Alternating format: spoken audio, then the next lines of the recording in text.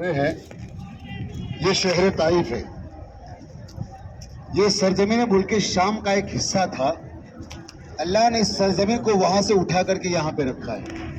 طائف کا معنی ہوتا ہے طواف کرنے والا بھی. بہت بزرگوں سے نبیوں سے بھی اس سرزمین کو نسبت رہی. خاص کر کے ہمارے آقا صلی اللہ تعالی علیہ وسلم کی نسبت پر اس شہر کو ایک عظمت ملی.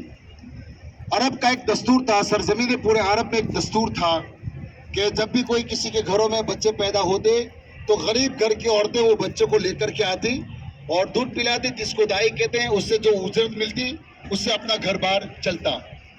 جب حضور سرکار دو عالم صلی اللہ تعالی علیہ وسلم سردار قریش شہید حضرت عبد المطلب رضی اللہ تعالیٰ عنہ کے وہاں حضرت آمینہ رضی اللہ تعالیٰ عنہ کے بطن اقدس سے پیدا ہوئے تو آپ سرکار دو عالم صلی اللہ تعالی علیہ وسلم دنیا میں تشریف لانے سے قبل آپ کے والد محترم حضرت عبداللہ کا سایہ سر سے اٹھ چکا تھا.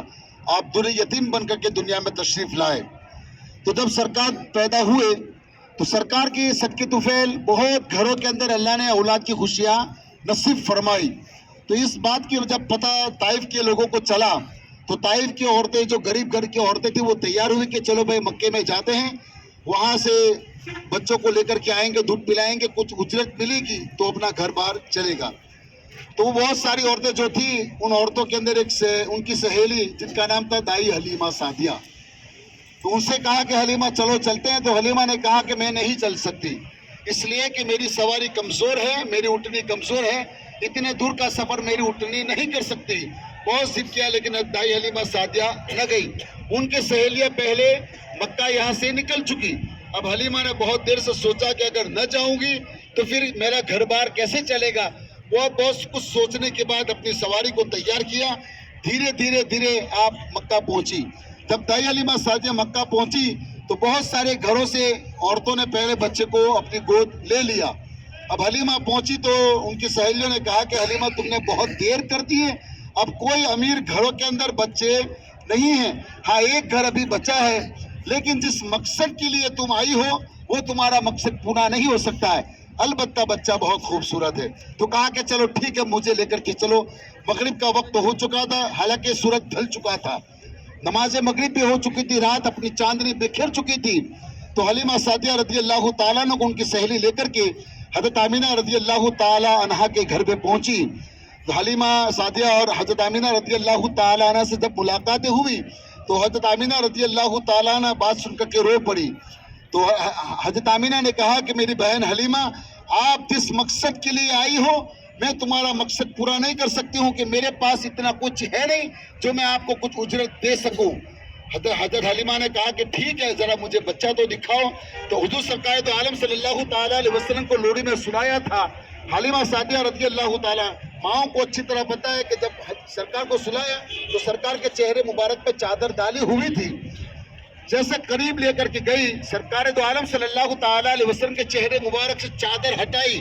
حلیمہ کی نظر ہمارے آقا صلی اللہ تعالیٰ علیہ وسلم کے چہرے پہ پڑنی تھی.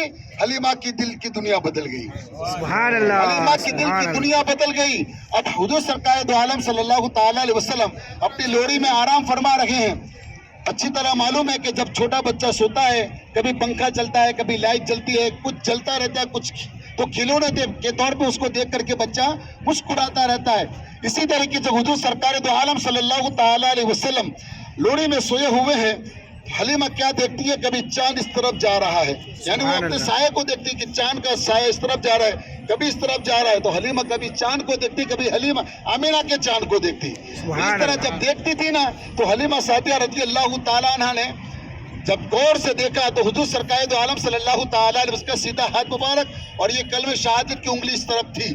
سرکار کی انگلی جب اس طرف جاتی تو چاند اس طرف جاتا, جب انگلی اس طرف آتی تو انگلی چاند اس طرف آتا, جس کا ترجمہ اعلیٰ حضرت فرماتے ہیں چاند جھک جاتا جدھر انگلی اٹھاتے مہد میں, کہیں چلتا تھا اشاروں پر کھلونا نور کا. یعنی اللہ تبارک و تعالیٰ نے چاند کو بھی ہمارے نبی کے لیے کھلونا بنا کے رکھ دیا تھا.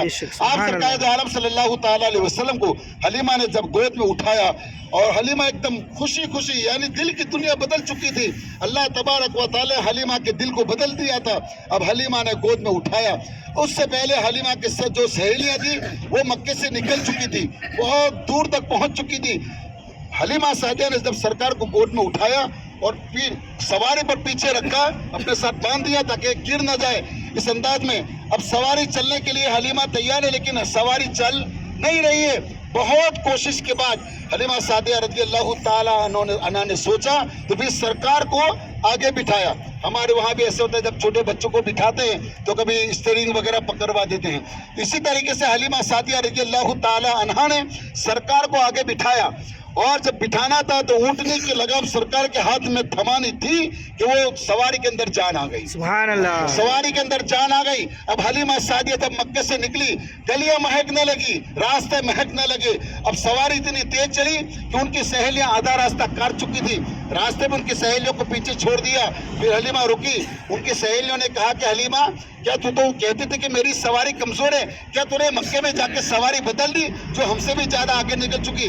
حلیمہ نے کہا کہ سواری نہیں بدلی, سوار ضرور بدل چکا. سبحان اللہ. سوار ضرور بدل چکا ہے. اب حلیمہ سعدیہ رضی اللہ تعالیٰ عنہ جب اسی سرزمین طائف میں لے کر کے حضور سرکار دو عالم صلی اللہ تعالیٰ علیہ وسلم کو لے کر کے داخل ہوئی تو طائف کی گلیوں کی فضائیں بدل گئی. طائف کی گلیوں کی ہوائیں فضائیں بدل چکی. لوگوں کو پتا چلا کہ حلیمہ اپنے ساتھ جو بچہ لائی ہے وہ بہت خوبصورت ہے, بہت بابرکت بچہ ہے. اب حلیمہ کے گھر میں سرکار دو عالم صلی اللہ تعالیٰ علیہ وسلم کے دیدار کے لیے, حلیمہ سے ملاقات کے لیے لوگوں کی بھیڑ ہونے لگی. اب لوگوں کو جو کہ تمادر ملاقات ہوتی رہی, سرکار کے چہرے پہ نظر پڑتی. حلیمہ سرکار کے ہاتھ کو لے کر کے بیماروں کے سر پہ رکھتے, ہاتھ پہ پھراتے, سب کو شفا مل جایا کرتی تھی. جب یہ بات سارے طائف میں پھیلنے لگی تو حلیمہ کے گھر میں جو کہ ایک دم ہجوم ہونے لگا, بھیڑ ہونے لگی. حلیمہ